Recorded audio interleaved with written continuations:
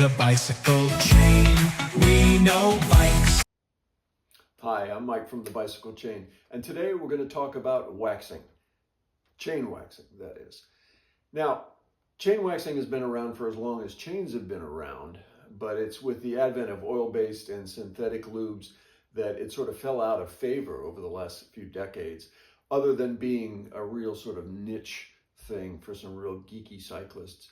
But with the advent of some good synthetic waxes and wax formulas from companies that are well known in the industry, waxing has become popular again. So much so that the pros who race their bikes for a living are mostly waxing their chains now because it gives them not only extra chain life, which doesn't matter because they get their stuff for free, but it saves watts. It makes your drivetrain more efficient. Now, you can spend a lot of money on waxes and equipment, but what I'm going to show you here today is sort of the cheapo homebrew version of how to wax a chain, and afterwards I'll show you what it looks like and what it sounds like. So let's get started. Now, the first thing we have to start with is a chain, a new chain. In this case, it's a SRAM force chain that I use on my bikes, and as I said, it's a new chain and it has packing grease on it. Now we have to remove that packing grease because we want a completely stripped chain, nothing but metal, so that the wax bonds better to that metal. If you've ever dropped, for example, candle wax on anything metal that's clean, you'll notice it gets really hard to scrape off. Well, that's what we want with this chain. We want the wax to stay on there for as long as possible to give us a great long-lasting drivetrain. Some of the other ingredients you're going to need, at least for this home waxing, are the chemicals. First of all, we've got mineral spirits. Now, you may be familiar with mineral spirits from painting jobs or cleanup jobs. This is essentially a distilled liquid that will cut through that packing grease. So this is step one. Step two, the aforementioned rubbing alcohol. This will be our final rinse, and this will get rid of the mineral spirits and get the chain absolutely spanking clean and dry, waiting for the lube. And of course, you're going to need wax. In this case, we've got Gulf wax. Now this is found in any supermarket in the baking aisle or the canning aisle. It's been used for canning for decades. It's also been used for candle making. It's pure paraffin, and this is what we're going to coat our chain with. Here, we've got a crock pot. Now, the crock pot is a very inexpensive way to melt wax. I'll show you more about that later. I've got these two glass jars, one for the cleaning, one for the rinsing. $3 at your local big box store, $3 each. The other thing you'll need is something to use to dip the chain into the wax. I've made this little device here with a coat hanger. You can buy them for a lot more, but why? This took me all of 10 seconds to make. Now, there's one other device that you can use for your chain, particularly if it's a fairly new chain that you're moving over from lubing to waxing, and that is one of these. This is an ultrasonic jewelry cleaner. Now, it uses ultrasonic waves. You can put in your degreaser or your mineral spirits into here, turn it on, run it a few times. It runs about 2 or 3 minutes a cycle. And what it'll use is ultrasonic vibration to break up that grease and get the grease off. Now, when you're done, you'll still need to use the alcohol as a rinse just to make sure. Now, before we get started, one note if you're using an existing chain. If you're bringing a chain off your bike, let's say you've been using lube or some other form of non-wax lubricant, you want to make sure that that chain has at least 50% of its wear left. It's just going to be more efficient that way. And the way you check is with a chain tool, a chain checker tool from Park Tool. I've got a couple of examples here. Before we get started with chemicals, you want to make sure that you're gloved up. Even if it says biodegradable on your chemical can or jar, you want to make sure you have gloves just to keep the gunkiness off your hands. These are just regular medical grade gloves left over from the pandemic. They come in handy. All right, now let's get the packing grease off this chain. Here we have the SRAM Force chain. It also has 2 quick links in it. We're going to save those for later. I'm going to use this jar right here. I'm going to drop the chain in. Then I'm going to take the mineral spirits and I'm going to pour in just enough to cover the chain, maybe a little bit more. Sort of swish the chain around in there. Cover this up. I'm going to do this for maybe a minute or 2. Again, we're going to get the mineral spirits worked in very well through the chain, and that's going to break up some of that, or all of that, packing grease. And we'll do it for about a minute. Now, after swishing the chain for a couple of minutes, I let it sit for a couple of minutes more. And if you'll look, you can see, I hope you can, that that mineral spirit liquid is now cloudy. That's because the grease has come off. Now on to the next step. Next step is the rinse. So we're going to open our other jar, take out our rubbing alcohol. I use 91% rubbing alcohol rather than the 70 because it's less water, so it evaporates quicker, because you really don't want water on your chain when you're starting to wax it. So I'm going to go ahead and pour in some alcohol, about the same amount as I had for the mineral spirits. Now let's move the chain over. Take the chain out, and I'm going to let those mineral spirits just sort of dry off there on the top of that jar. Now I'm going to drop the chain into the rubbing alcohol. We've got to work out again.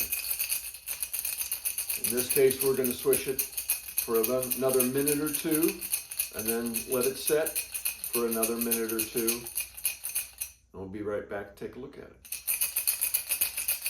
Now, this has been sitting for a few minutes now, and if you'll notice, the rubbing alcohol is a little cloudy. That means that there's still some leftover grease that it's pulling out. So what I'm going to do is I'm going to give it another rubbing alcohol bath. Probably going to be clear after that point. When it's clear, you're ready to wax. Now this is after the second alcohol bath. Just a couple of minutes and you'll see that that alcohol is absolutely clear. That means the chain is completely stripped and ready for waxing. First we're going to dry it off though, so I will take a towel, take the chain out, let it drip dry a little bit over that rubbing alcohol, which we can reuse, by the way. And then I'm going to lay the chain out on a towel just so it can dry. Now remember I said I used 91% alcohol. That means this chain will dry off a lot quicker, and then it'll be ready for the wax dip. Our alcohol rinsed chain should be dry, and it is. So now we're going to thread it onto my makeshift hanger. So you get the chain nice and straight. And then we are going to just thread it on here like so. What you want is you want about a 5-inch drop. So I'm going to go here like that, and we'll let the chain go down about 5 inches. I'm going to measure it about 10 inches, then come back up, put the chain through like so. So it looks like that, and then I'm going to do that all the way across. And there you go. Now we're ready for waxing. As I said, the wax I use is just strictly paraffin. I've had it in here getting hot for a while, so you'll see it's a nice really liquid consistency.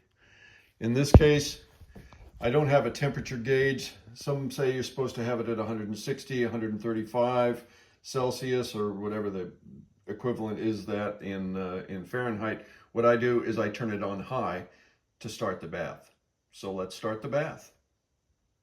I'm going to take the chain and I'm going to drop it into the hot wax, making sure that it's submerged. And again, the reason I use this hanger is because it makes it easy to fish in and out of the wax mixture. I'm going to leave it here for maybe half an hour. You want to make sure that you get the wax starting to penetrate inside all those rollers. And that's why we have the wax hot, so it's really viscous and we can get the wax in there where it's going to do the job. And here we have the chain inside the liquid wax, cooking away. All right, so the chain's been in here about an hour now.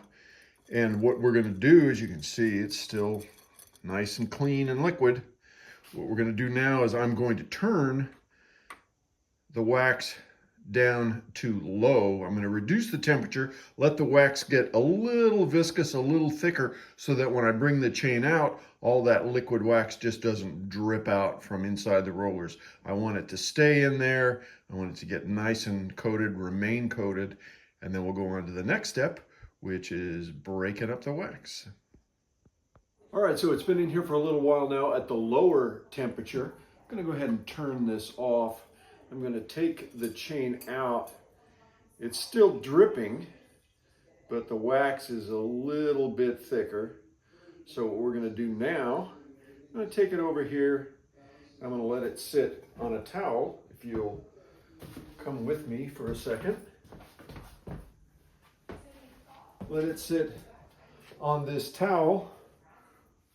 And in a minute, I'm going to show you where I'm going to put it. All right, so I hung it up here over a towel. I hung it up on the edge of my workbench here. And I'm going to let it sit there probably overnight. Then we'll come back and break it up tomorrow and show you what a freshly waxed chain looks like on the bike. All right, so we've let our chain drip dry now, and as you can see, it is stiff. So I'm going to show you how to break this up. Now, some people will say, go ahead and just put it on the bike and let the drivetrain break up the wax. Me, not so much. What I like to do, as I get it off here, is I like to rub it on a hard surface, like, for example,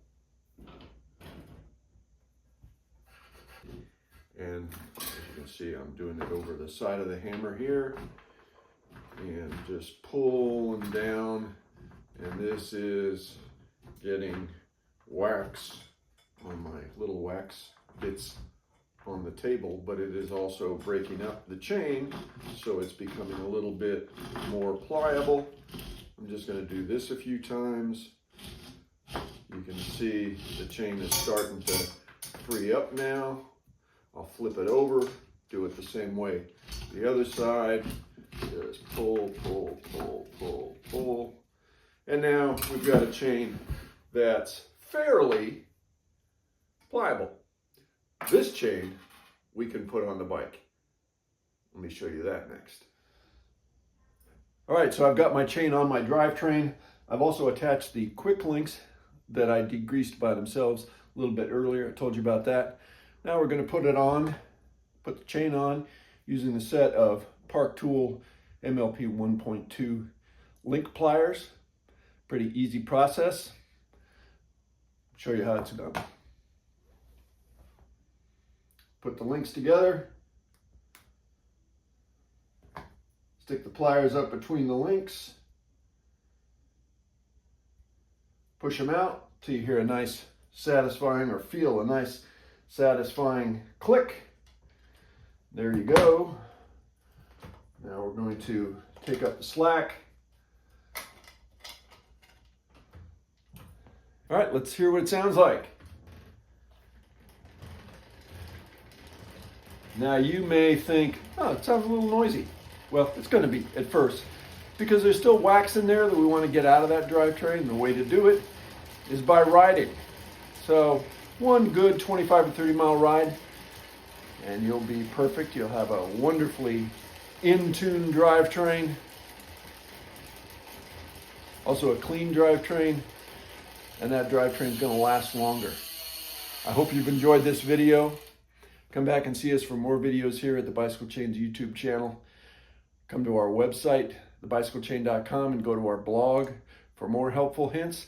And of course, come by and see us any of our 4 stores: Apex, Chapel Hill, Durham, or Raleigh. Thanks again for watching.